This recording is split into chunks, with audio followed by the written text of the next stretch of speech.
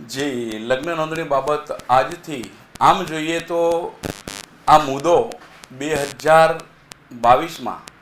જે તે વખતે જ્ઞાનીબેન ઠાકોરે ધારાસભામાં ઉઠાવ્યો હતો અને એમને સખત માંગ કરી હતી કે લગ્ન નોંધણીમાં મા બાપની પરમિશન હોવી જોઈએ. ત્યારબાદ ખોડલધામ સંસ્થા અને સમાજની વિવિધ સંસ્થાઓ સાથે સાથે અન્ય સમાજના આગેવાનોએ પણ આ બાબત સરકારને રજૂઆત કરી છે અને આ બાબત આજથી 2 મહિના પહેલાં જ્યારે રજૂઆત કરવા માટે ખોડલધામ સંસ્થાના આગેવાનો, ઉમિયા પરિવારના આગેવાનો અને અન્ય સમાજના આગેવાનો જ્યારે સરકારશ્રીને મહિલા રજૂઆત કરી ત્યારે તત્કાલીન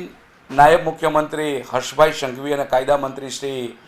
કૌશિકભાઈ વેકરિયાને મળ્યા ત્યારે એમણે ખાતરી અને આશ્વાસન આપ્યું કે 100% અમે હવે પછીના વિધાનસભા ગૃહમાં આ મુદ્દો લેશું અને એ માટે દીકરીના મા બાપને ક્યારેય યાતના ના ભોગવવી પડે એવા કાયદાનું અમે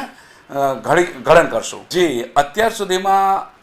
હર્ષભાઈએ જે મીડિયા સમક્ષ જે કાયદા બાબતની વાત કરી છે, નવા કાયદા બાબતની, ત્યાં સુધી એમને એવું કહ્યું છે કે અમે લગ્ન નોંધણી થયા પછી દીકરીના પરિવારને 30 દિવસની અંદર જાણ કરીશું. જો આ જ વાત હોય તો એ વાત યથાયોગ્ય નથી. દીકરીના વાલીને લગ્ન નોંધણી પછી જાણ કરે કે ના કરે એનો કોઈ મતલબ નથી, પણ લગ્ન નોંધણી થતાં પહેલાં દીકરીના વાલીને જાણ કરે, એકાદ મહિના જેવો સમય આપે અને એ સહમત થયા પછી જો લગ્નની નોંધણી થાય તો એ વાત જે છે એ જે સમાજોની માગણી છે એ માગણી સાથે સુસંગત છે.